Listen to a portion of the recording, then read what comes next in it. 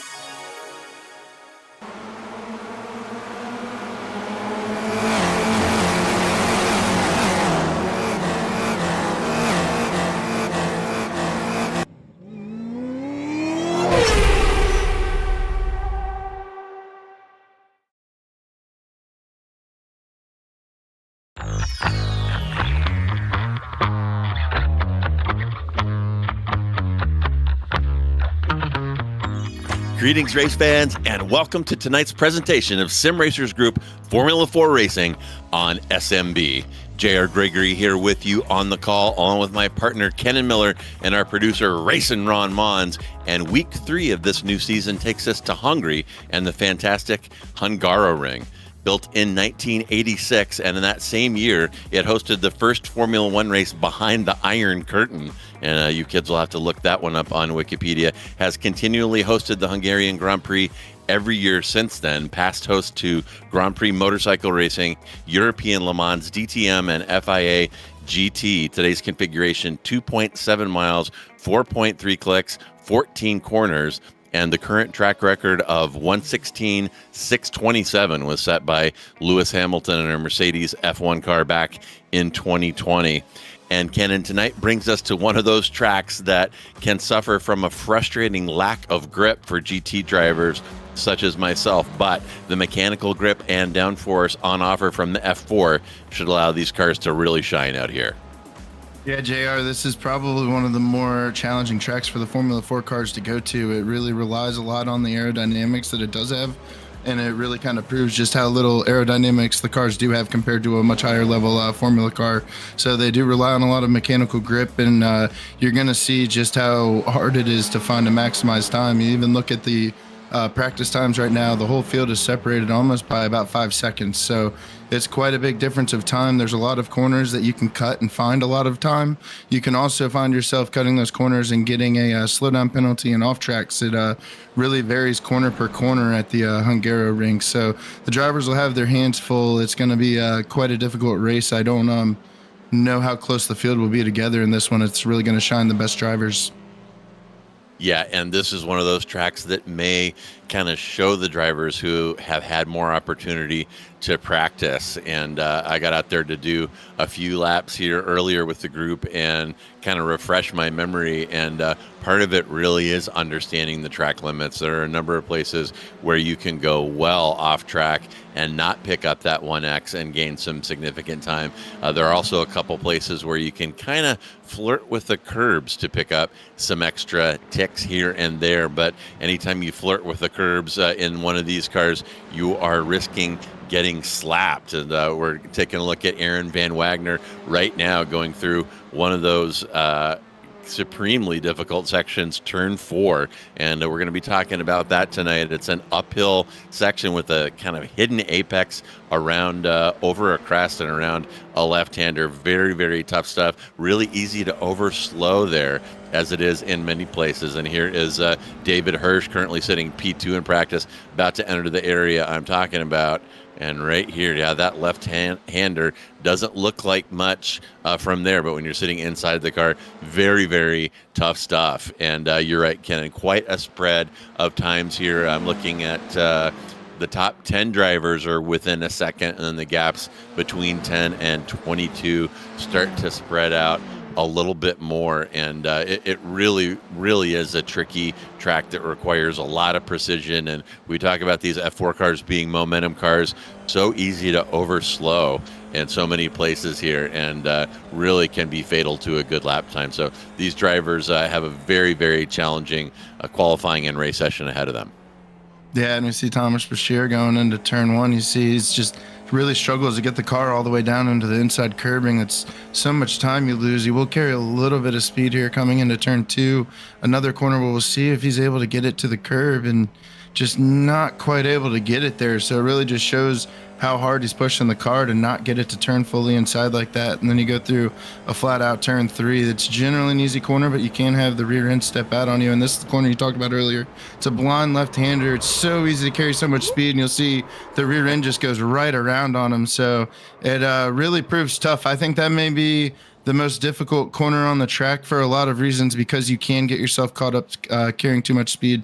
I was actually fortunate enough to try a race earlier today, and it was by far the toughest corner to find any kind of brake marker. You have one perpendicular white line that kind of goes through just before you'd really want to turn in, and there's just nowhere really around to look for to get any good reference for such a blind corner. You're going to see a lot of cars going off there today. Yeah, that is not the last spin that we're going to see there. And as you said, lack of visual references there. And it's one of those memory corners, muscle memory, where you just have to trust that what you're remembering is there. Crank the wheel over, hope for the best. That's another corner where you can take a pretty big bite out of the inside curb, as was that right-hander you just saw Brashear go through. You see the red and white striped curbing, and some of these corners have additional concrete behind that curbing, and for the most part that is all inbound. So the pointy end of this field are going to be cozying up next to those curbs, flirting with them a little bit, but as I said, catastrophe can definitely strike. And the usual suspects up top now. We got about 90 seconds remaining in this practice session. We got David Borden from Van Wagner, from Hirsch, from Meyer, from Jose Navas sitting in P5, and then Chang, Posada, Chia,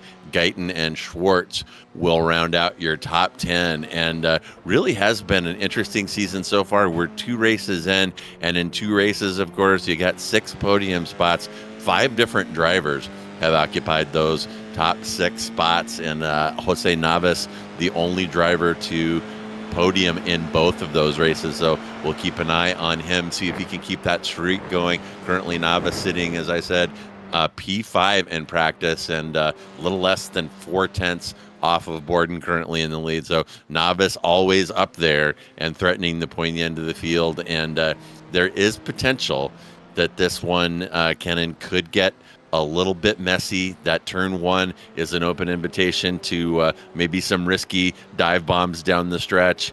It can just, I think qualifying is going to be very important here. Track position is going to be important because it can be a challenge to get a move done around the Hungaroring.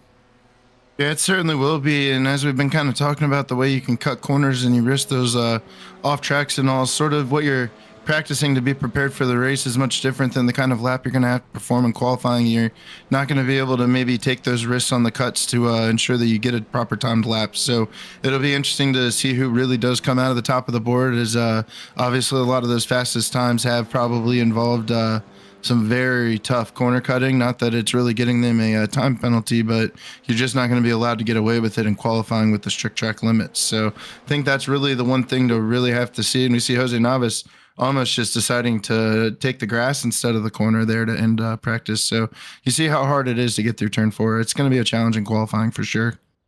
Yeah, it's definitely a critical corner. And as I said, my struggle out here earlier today, as I was trying to refresh my recollection of getting fast on this track, was not over slowing, especially in these cars with downforce and mechanical grip. You kind of have to trust that the car can do a little bit more than you think it can, and in order to find its limits. And only 160 horsepower out of a normally aspirated 4-cylinder driving these things. So momentum, very, very key, and very key not to overslow. So qualifying underway here now. We've got a 15-minute open qualifying session. That is the Sim Racers Group preferred format. It is this guy's preferred format as well, because it's realistic. Nobody clears the track for you to do a solo qualifying when you show up for a race weekend, and it also can add some strategy. And on this track, Kennen, there are a couple of areas.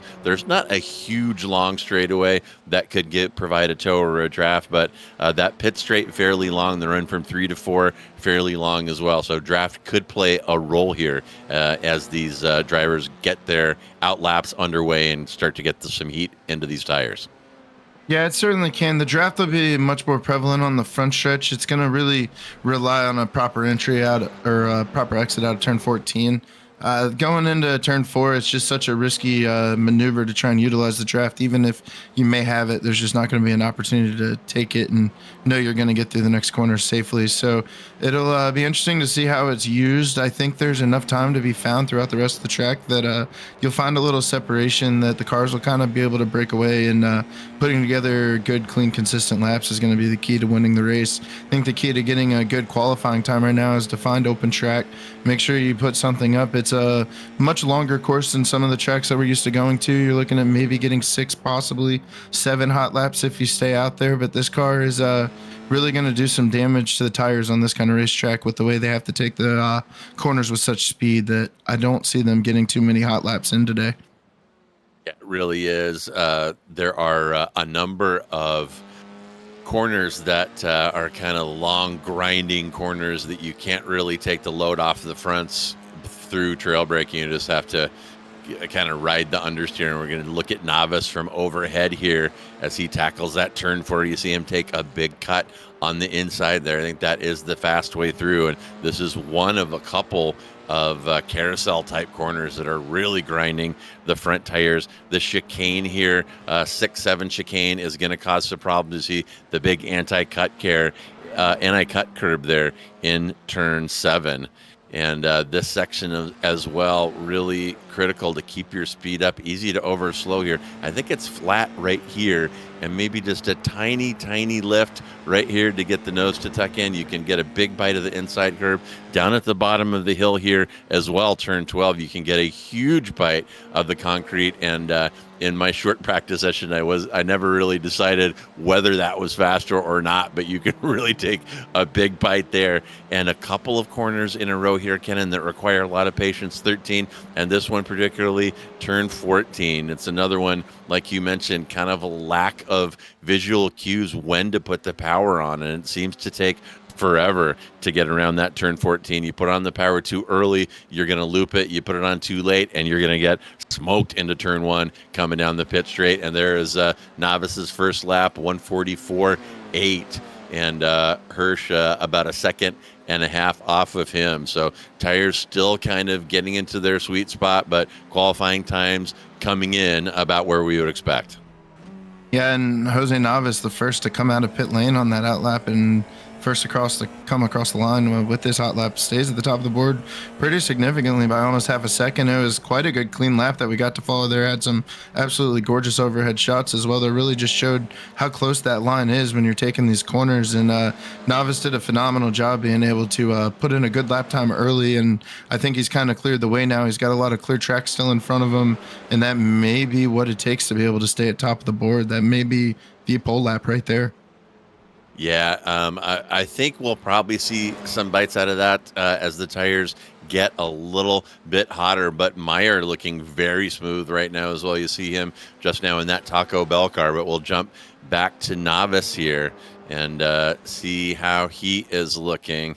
I believe we're coming through turn 11, coming down that long hill stretch into that hard right-hander. See how much curb he takes. He's staying off of it. So that is a mystery there to me, and we'll keep an eye on what the drivers, how the drivers handle that one. And now we're in turn 13, one more right-hander onto the straight, and see if Navas improves his time. I do see a purple sector as well for Meyer. So we're going to see the top times maybe drop a little bit. And no, Navas does not improve. Very, very close to an identical time here. And let's see what Meyer is able to do. He only needs, very short piece to get ahead of Navas. Can't quite get it done. And actually, he does improve, but it's still about a little under 4/10 back of Navas. So right now it's Navas from Meyer, from Hirsch, from Duvall, from Guyton.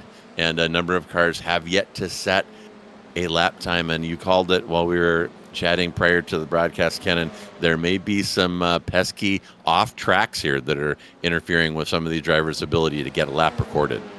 Yeah, I think you just get yourself so comfortable in practice. You're obviously more focused on what you can do with your race pace and how you're going to run the lines there. And given the circumstances of the track, I believe there is an incident limit, but 20 laps, you won't have but so many off tracks per lap that I think you can really play the game of which ones you use and which ones you don't use to really see much better lap times. So now you're kind of having to tighten it all back in, make sure you keep it between the lines and get a good clean lap. And so far, Jose Navas just came right out of the gates, put a clean lap down. Hasn't been able to best it, but I think that was a really good maneuver by him to be able to get to the top of the board right away. I think it's going to pay out. There's only just about 10 minutes left in qualifying, so time runs out very quickly at this track. There's only so many laps left to get past him. Yeah, the lap's a little longer, as we said, almost a 3-mile course here, and a lot of low-speed stuff, so it does take some time to get around. And you look at our timing tower there, those orange or amber intervals are intervals less than half a second, then the yellow are between 0.5 and 1 second. So our entire timing tower, with the exception of Nathan, painted with those kind of tight intervals. So things looking a little more competitive here in qualifying than they did in practice. And that was Meyer coming across again. Meyer does improve his time, and those times are piling up a little bit at the top. It's Navas from Van Wagner, from Greg Meyer, and those three cars separated by only 0.2. And got David Hirsch about 0.3 behind Meyer in fourth. Duvall behind Hirsch by about a quarter of a second, sitting in P5. It's really tightened up here at the front of the field. We'll have to see if anybody can best Navas. I think it could happen.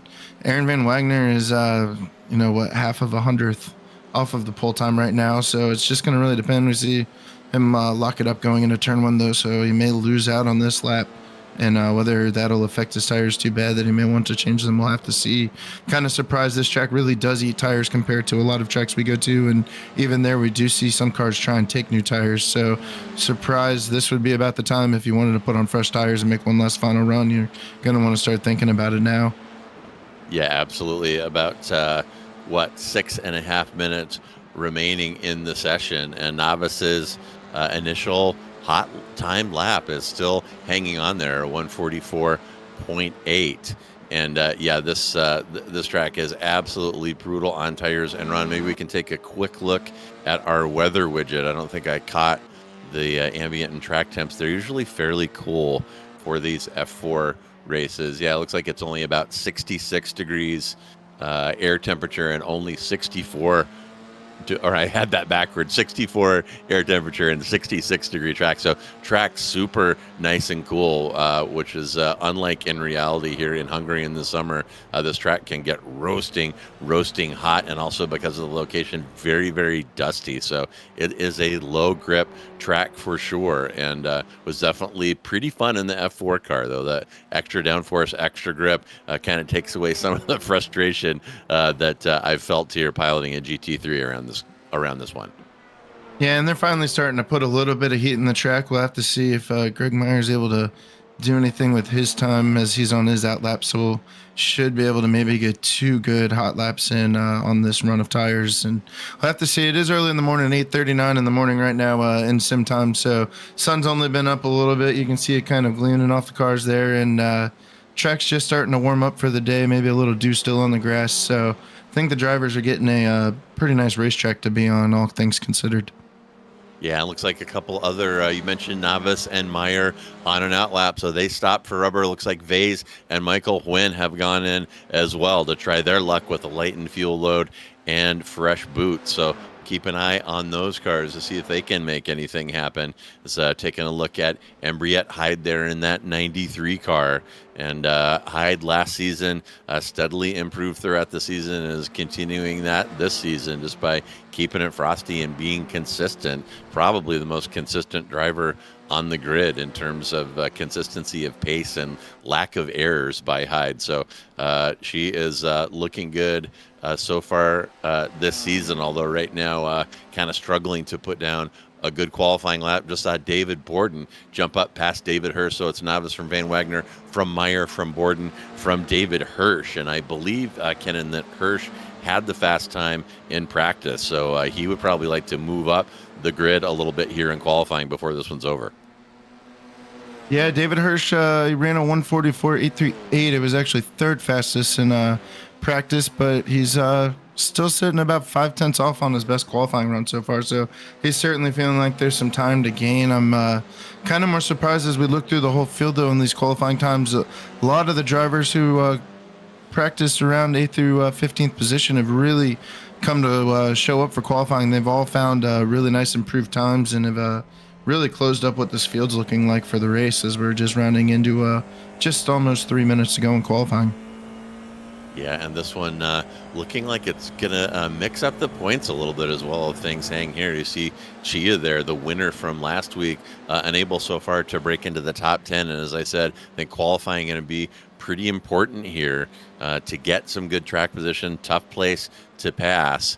And it's quality quite important as we're looking at Hirsch come through that turn 1. And it's another place that you can carry a lot more speed than you think. It looks tight, but it's easy to overslow there. It opens up really nicely. You can kind of diamond that one off, get on the power early, and get a good run down to that turn 2, the first of many kind of carousel type corners. And there's that turn 4.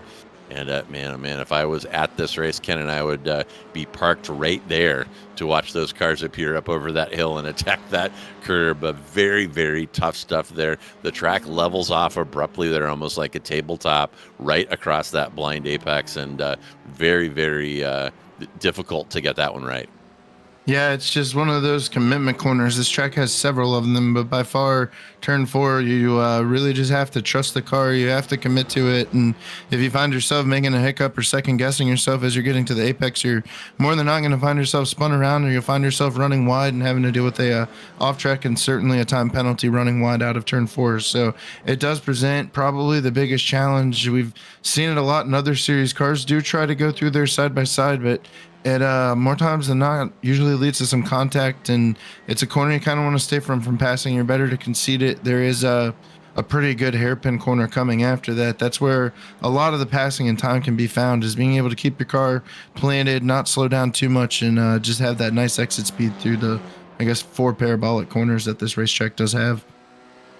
And just looking at my personal timing tower here, I'm looking at Hirsch, Van Wagner, Meyer, and Borden have their last time laps were all their best laps. So they are getting faster as qualifying winds down. But that initial lap by Navas, 1:44.8, still safe. Hirsch about 500s off of it, Van Wagner about 600s off of it, and Meyer about a tenth and a half off of it. So Jose Navas, whatever the magic juju was that he lit up there to head out for that first lap, is sticking. And as time winding down here, a lot of these cars on their last lap currently, and those group of cars you see there on our track map coming through turn 13 are probably going to get one more, because if you cross that start finish before our timer hits 15:00, you get to go ahead and finish that lap. So there's a string of cars there. They're going to get one more crack at it. And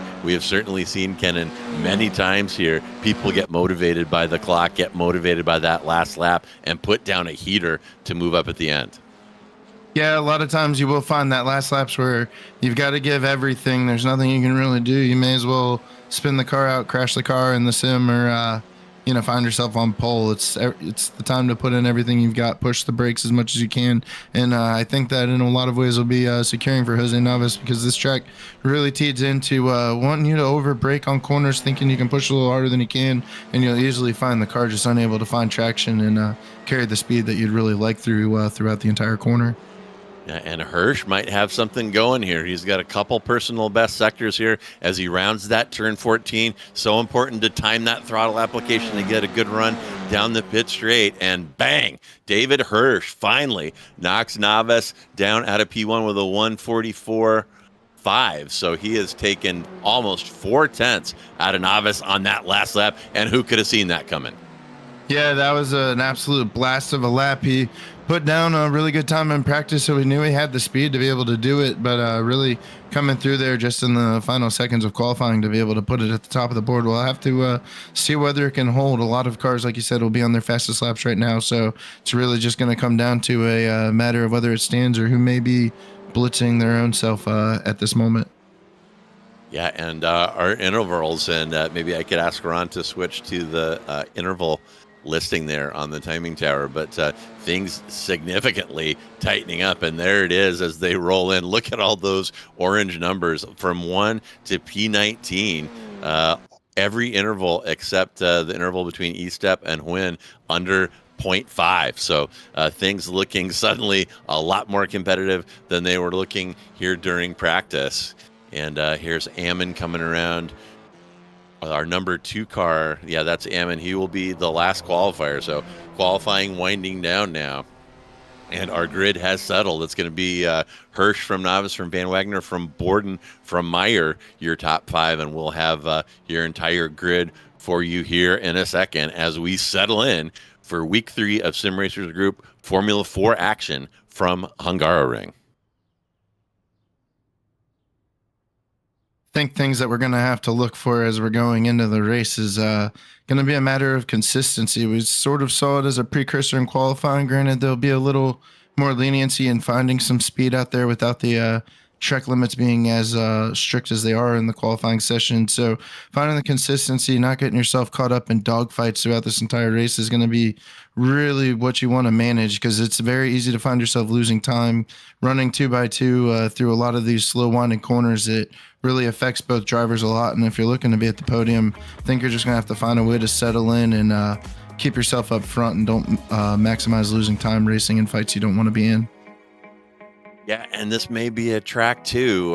This track is a handful, and there's a lot of high-risk decisions that drivers are going to have to be making, and keeping it clean and avoiding trouble may gain a significant number of places for somebody out there tonight. So we'll certainly keep an eye on that. But there is your starting grid. David Hirsch takes the pole with his last flyer. He'll line up next to Jose Navas in row 1. Then it's Aaron Van Wagner next to David Borden. Greg Meyer will line up next to Adam Duvall in 5 and 6. Then it's Jacob Guyton next to Thomas Brashear in row 4. Ryan Chia will line up next to Alex Schwartz in 9 and 10. Then it'll be Vase next to Chang in 11 and 12. Ken Glasser will line up next to Rudy Sumudio in row 7.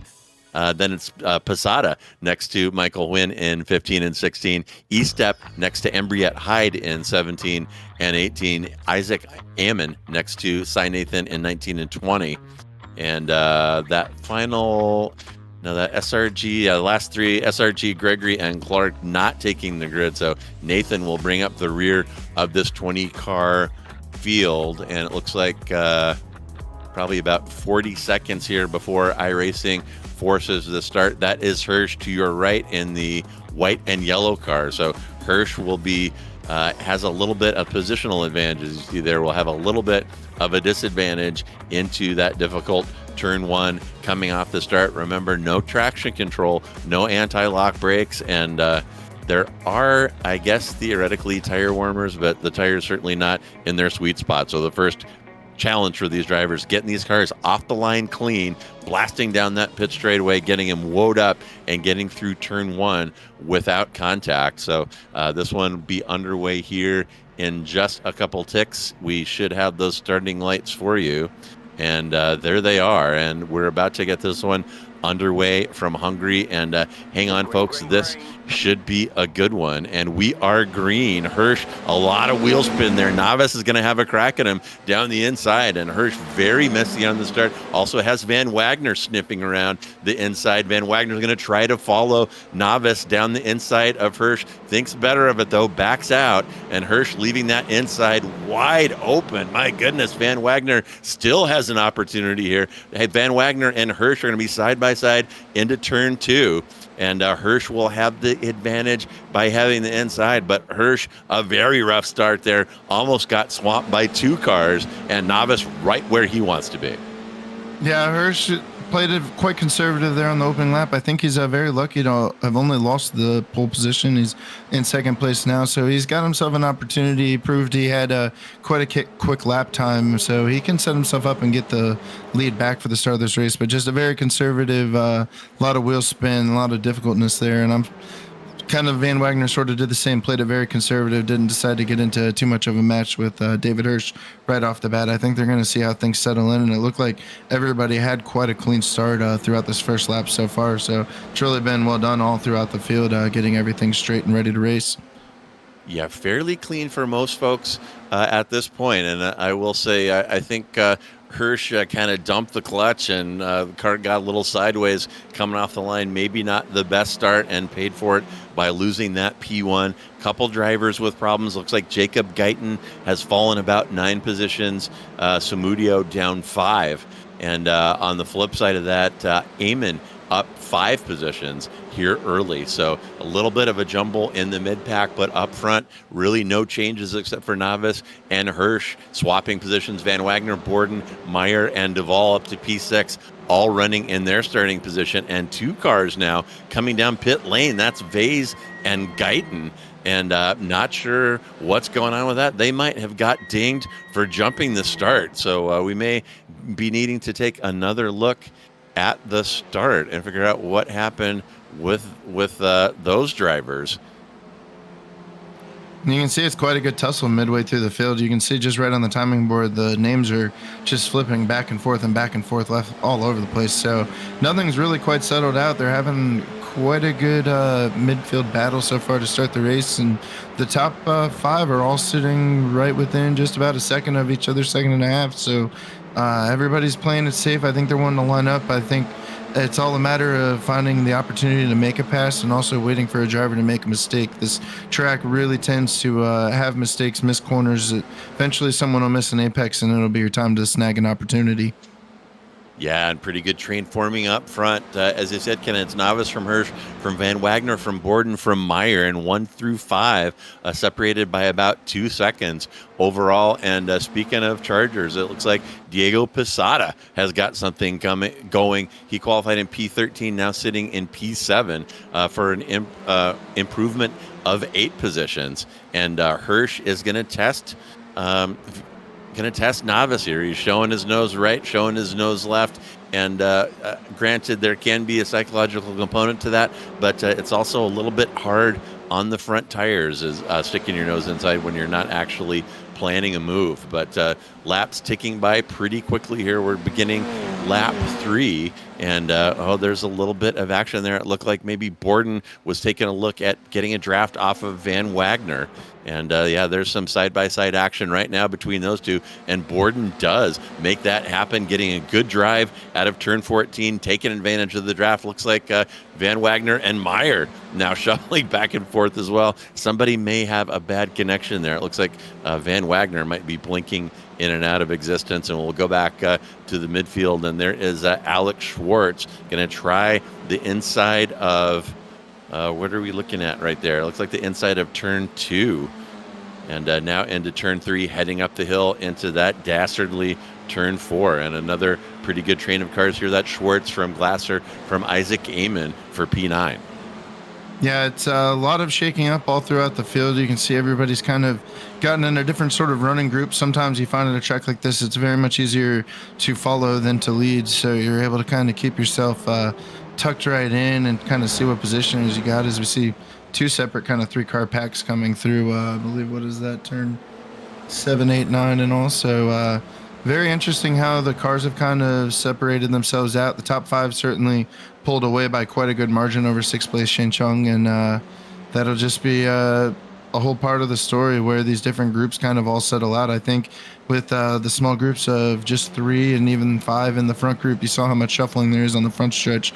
That's where a really good opportunity is to make a good pass going into 1. A lot of times you may be able to even complete it before you're into turn 1. Yeah, and a couple of those gaps potentially caused by incidents or penalties there. We've got a number of drivers who have really taken a bruising here in the initial laps. Brashier's down 7, Vay's down 7, and Guyton down 12. So things not going the way that those drivers wanted to here in Hungary. And riding along with Sheng, now looking back at Diego Posada coming down that pit straight. Sheng moves over to cover the inside, and that is Posada and Chia behind as well. And Posada, as Cheng himself has moved up 6, Posada up 8, and Chia up 1. So though a couple drivers there making things happen, pushing into the top 10.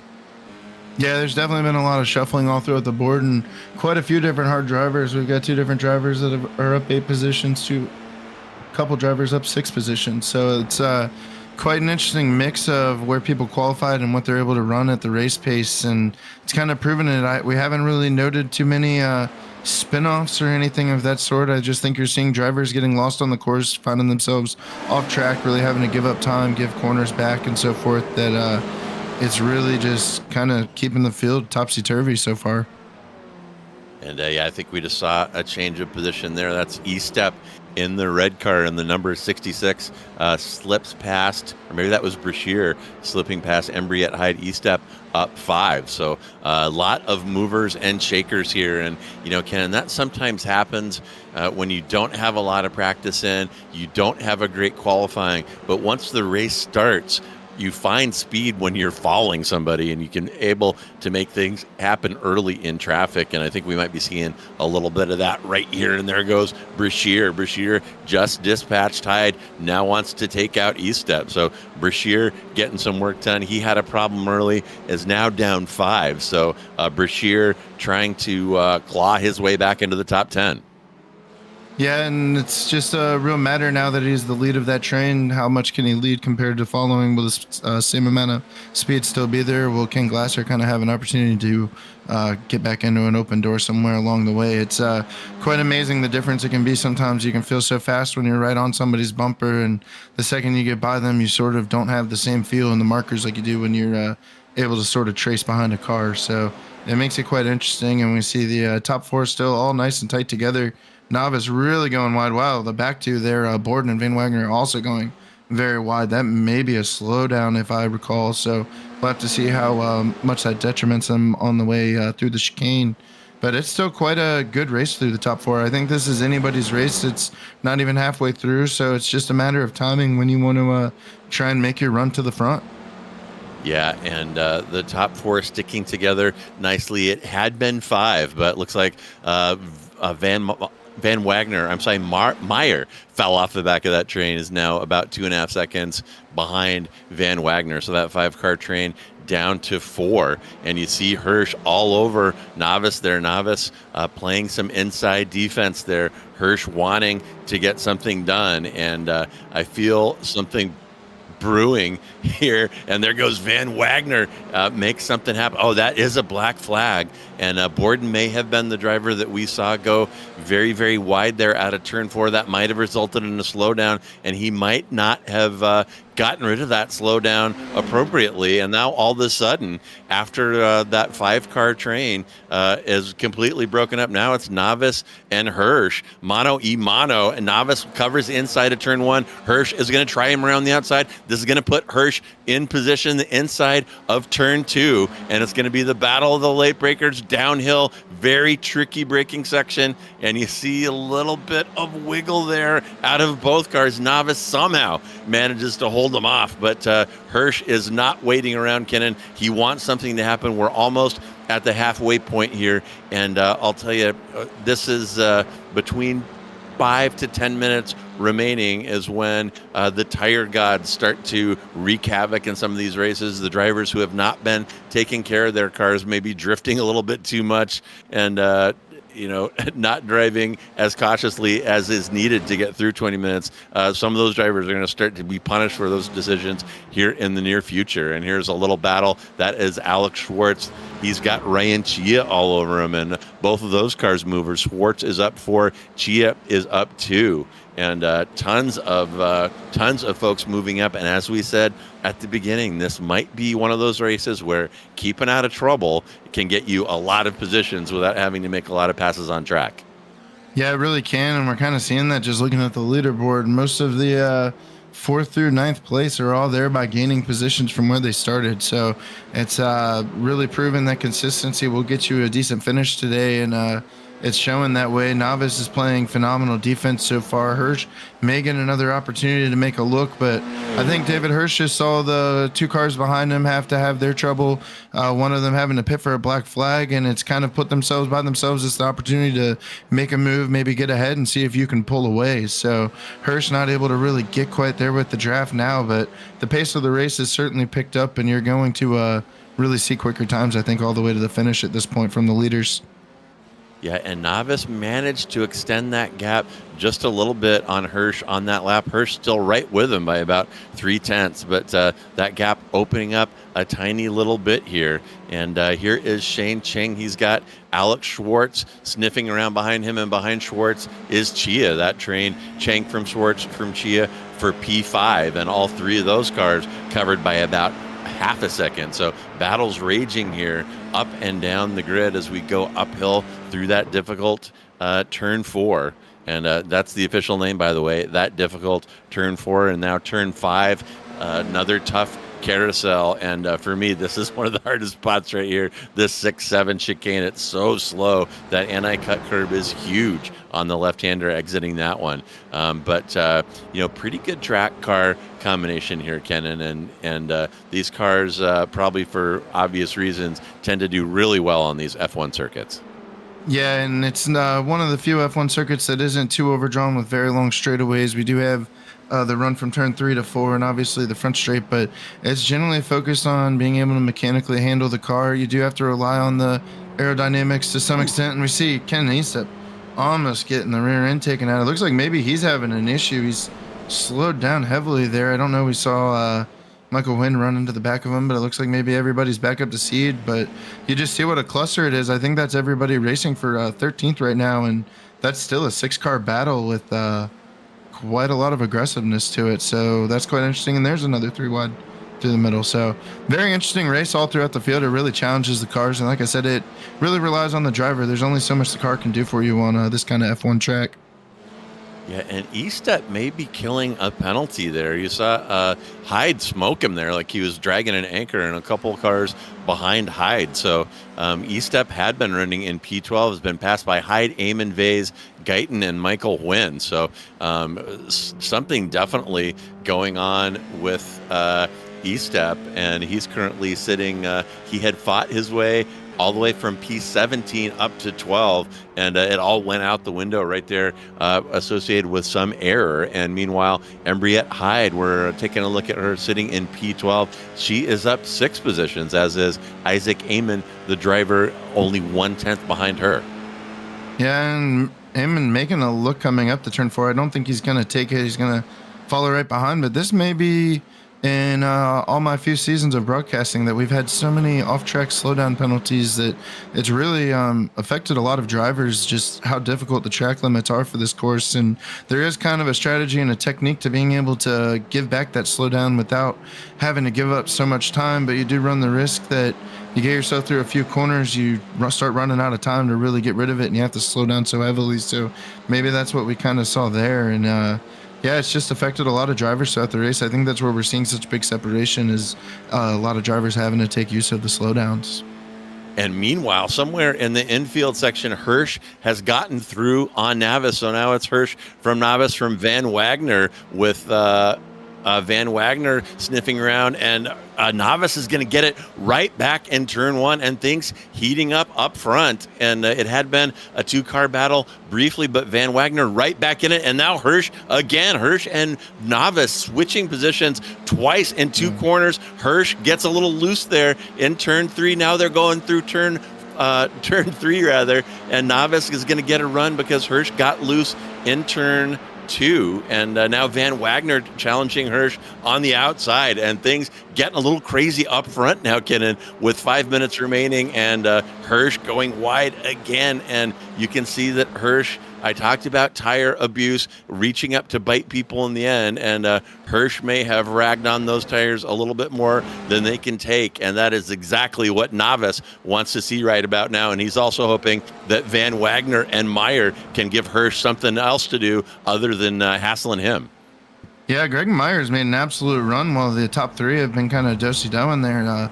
This last full lap, he's pulled himself within half a second and really making up some considerable time. If he's able to get a good back half of the lap and get out of turn 14 clean, he's pretty much right there on the tail end of Aaron Van Wagner. So this has turned back into a 4-car race. We saw them kind of spread themselves out. They've found themselves back together, but we can really see Hirsch so far, I think, looks like he's abused the tires more so than the other 3, and that may affect him. He's still hanging on to second, but we can even see him 2 cars in front of Greg Meyer. He's really having to slide that car to keep it on the track. And Meyer with some masterful driving right now. Meyer has lit the wick, turned in his fastest lap time right at the same time that Navis, Hirsch, and Van Wagner were fighting in front of him. And Hirsch, those tires are saying no more as Van Wagner gets through. And now Meyer wants a piece of Hirsch. I don't know how Hirsch is going to put up any defense here, but Hirsch is now going to try to stick it down the inside of Van Wagner, and somehow finds grip in that ragged out tires on that F4 car. Hirsch back up into P2 when it looked like he was going to fall into Meyer's grips any second. And now it's Navis from Hirsch, from Van Wagner, from Meyer. All 4 of those cars separated by about a second and a half with 3 minutes to go, probably 2. Oh, and there goes Hirsch. Hirsch, camera shy there, out of grip, out of time, and his fast repair will keep that car rolling. Under normal circumstances, that would be a tow, but Hirsch is now out of it. It's Navis from Van Wagner, from Meyer. Those 3 cars separated by about a second, and Kennen, you just knew that Hirsch was overdriving that car, and he wasn't going to get away with it for 5 more minutes. Yeah, you could see he decided it was go time. We'll go back and look at it right now. You can see he runs a little wide out of 4. Looks like he gets a decent entry, but you can just see how loaded the car is. It can't handle it at all.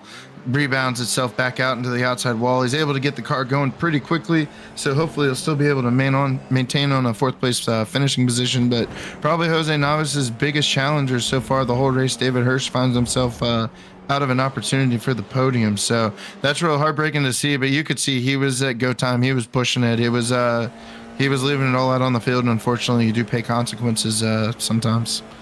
Yeah, you do. And these tires overheat so quickly. Look at Van Wagner following Novice right down the inside there. Novice going hard defensive, just riding the pit wall there down that front straightaway. Does not want to give Van Wagner the inside look.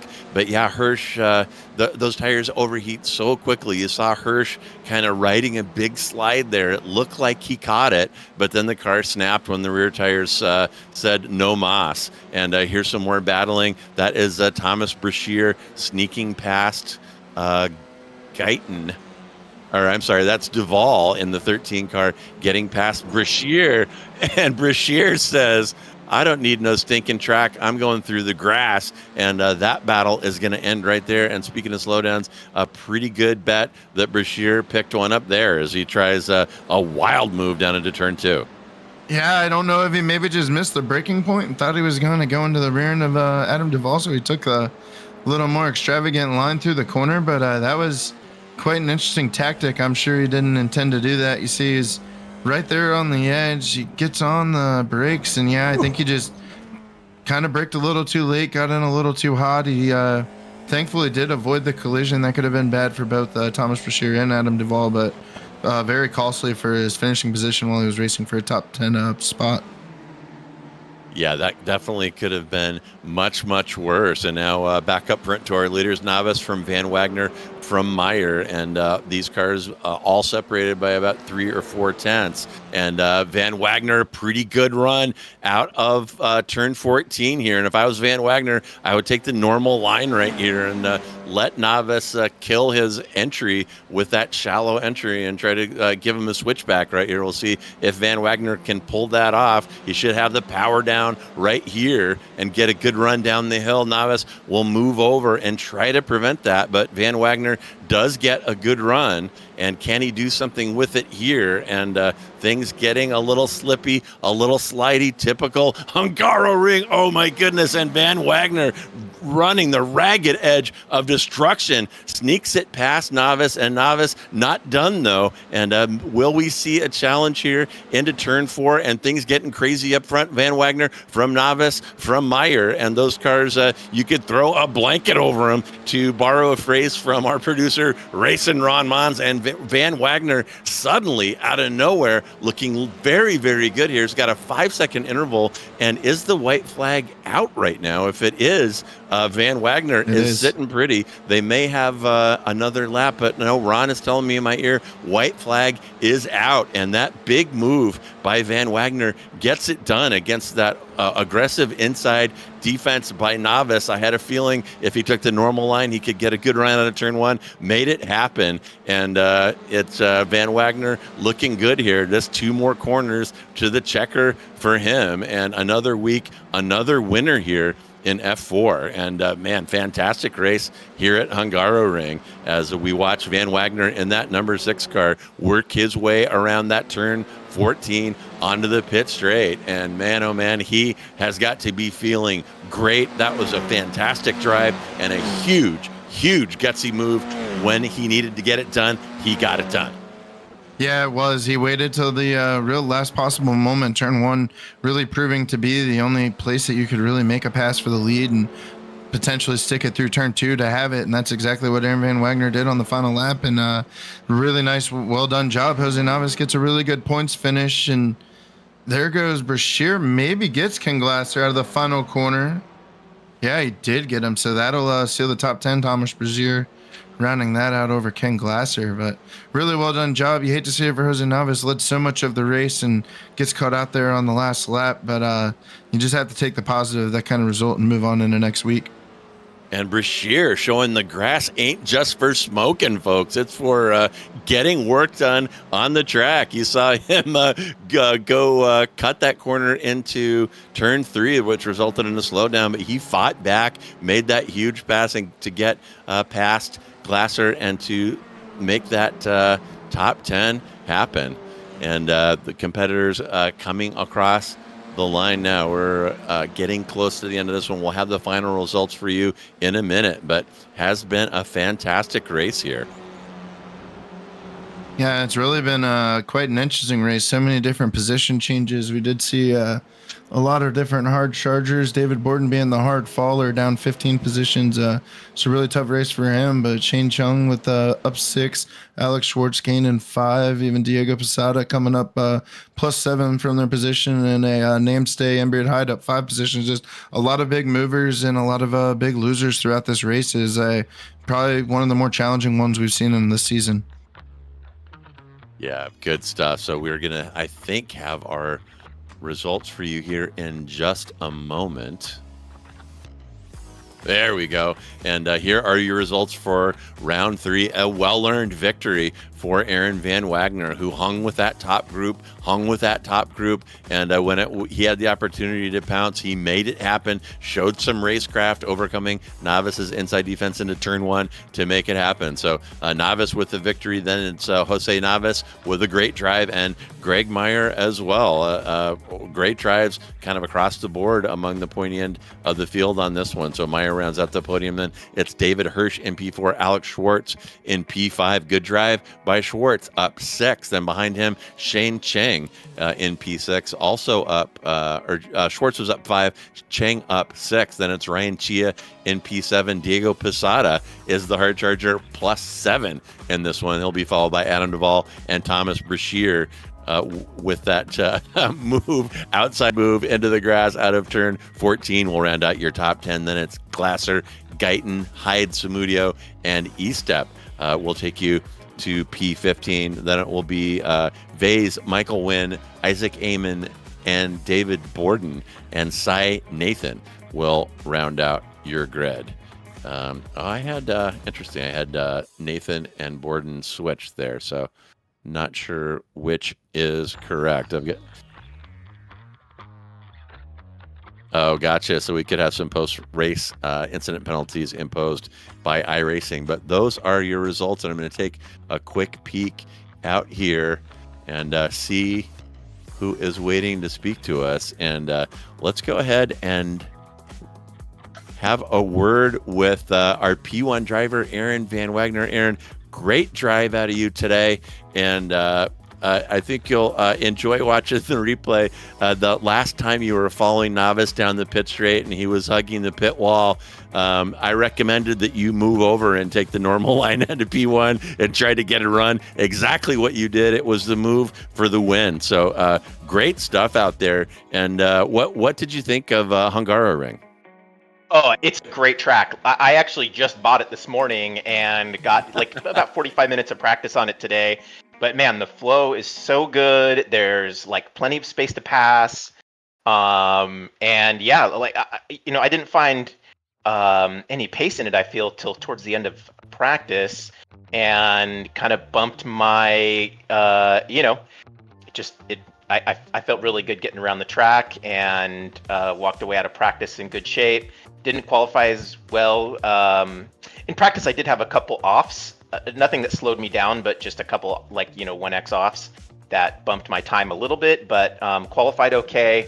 And man, I was just kind of a passenger with those 3 in front of me, and was just so happy to even be on the back of them. And then David Borden had gotten that penalty, and I feel like drafting him was the only thing keeping me in touch with the first 2. And then those 2 were duking it out, and I got close a couple times, and then was kind of losing touch. And then Greg, I look in the rearview mirror at one point. Greg's right behind me. I'm like, oh boy, this is gonna be interesting. And then David Hirsch had some incident coming around that uphill right-hander, like turn 6, I think. Completely went off track, and then it was just me and Jose. I feel at that point, and old Jose, him and I, we have a history with each other. There's been a handful of times that it's him and me duking it out, and yep, little did I know that we'd be right back to it. And yeah, I coming around the last turn before the white flag, I thought that was the white flag lap, and I thought he had kind of bested me coming around that turn. That's second to last, and I thought, hey, great win for Jose. And then as I get closer, it was like 1 to go, and I'm like, oh darn, I I got another shot at this.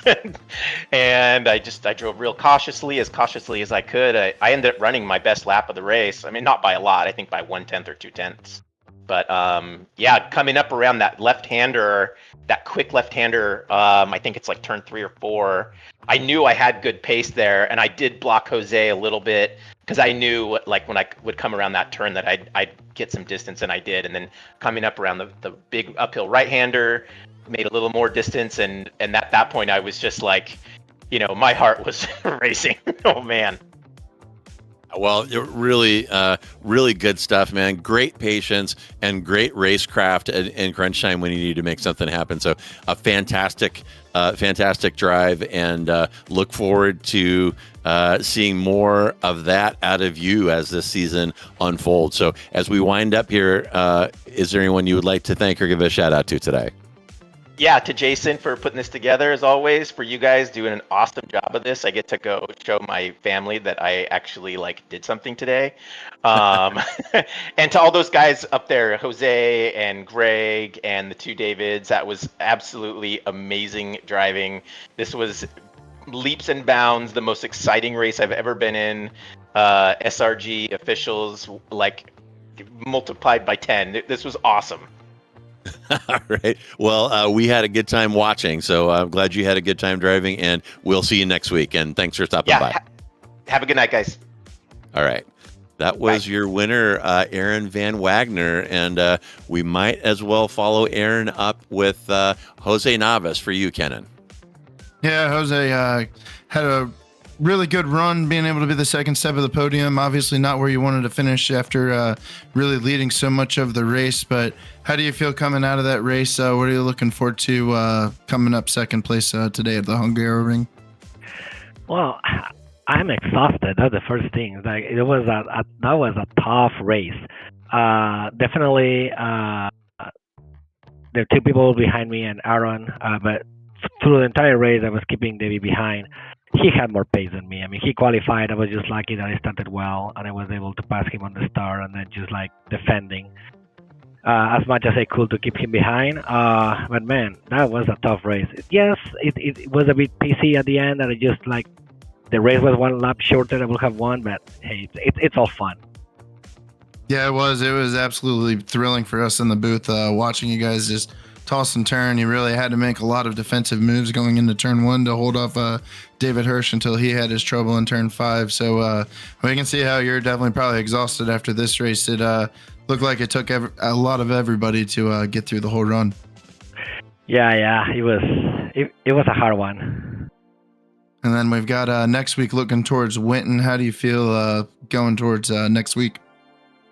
I just hope I can keep that run that I'm having, 3 podiums in a row. So I would just try to stay clean, try to stay on top there. I know in the first race I had a little bit of a hiccup and yes, I end up on the podium, but I kind of killed someone in the process.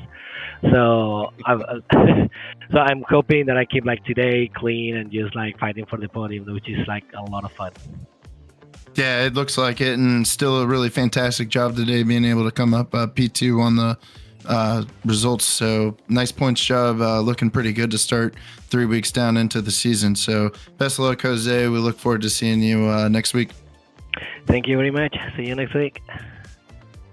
All right, that was Jose Navas, and we might as well wrap up. Our whole podium showed up in the interview room today, so let's go ahead and talk to Greg Meyer. And Greg, what a drive from the 4 drivers up front, yourself, Jose, Aaron Van Wagner, and Hirsch. And I'll tell you, any one of the 4 of you could have won this one. If it would have ended a lap earlier, it would have been Navas. It would have ended a lap later. You might have had a crack at it. So what was it like down the stretch when the tires were starting to fade and things were getting racy for the 4 drivers up front?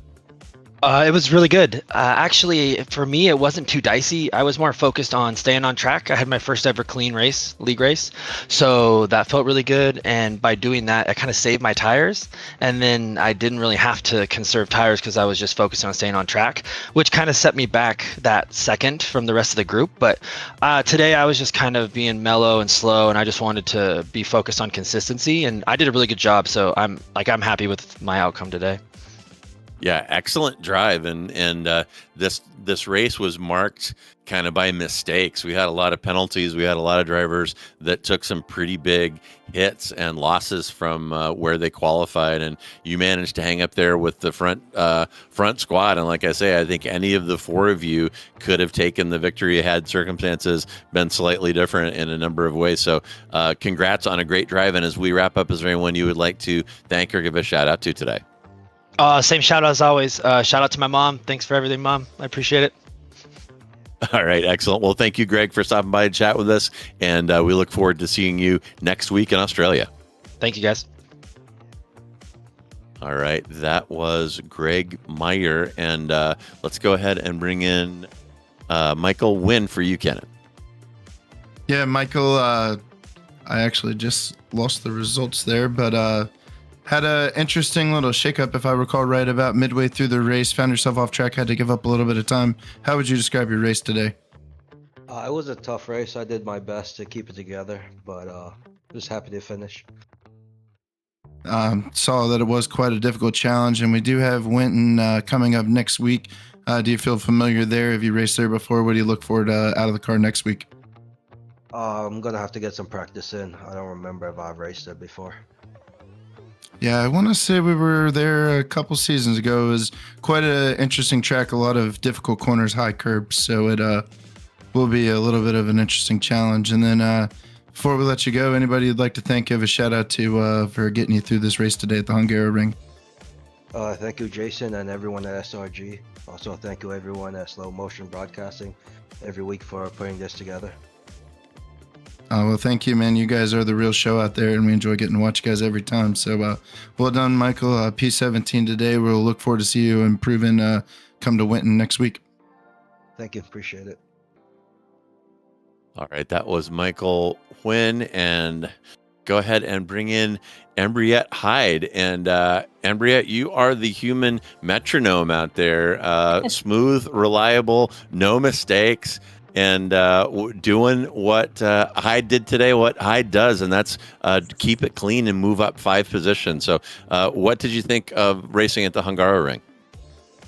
I did not like this track. It's not one of my favorites, but all in all, I'm really happy with the race. I did have one X. I just went a little wide on one corner, but it could have been a lot worse practice. And even qualifying, I think it took me like 5 or 6 laps to even set a time because I just kept going wide on the same corner. So that being said, I'm happy with the race overall, and I avoided a lot of small little incidents that could have turned into something big, so I'll take it.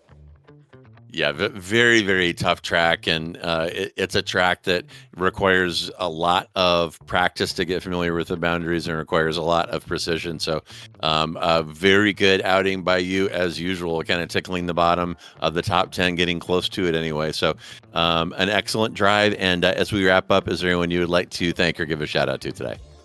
Yeah, just thank you guys. You continue to show up week after week and provide a good show for everyone who's watching. And for us too, you know, we watch afterwards, and it's really fun. You guys do such a great job of getting the excitement. Sometimes you can't even tell it's not a real race. So good job. And yeah, thanks for making it fun for all of us. Well, and thank you guys for showing up and participating, because without you, we wouldn't have anything to do. And thank you for the kind words. We are very, very happy to be partners with Sim Racers Group and look forward to a long relationship going forward. So thanks, Ambriette, for stopping by, and we will see you next week in Australia. All right. See you guys.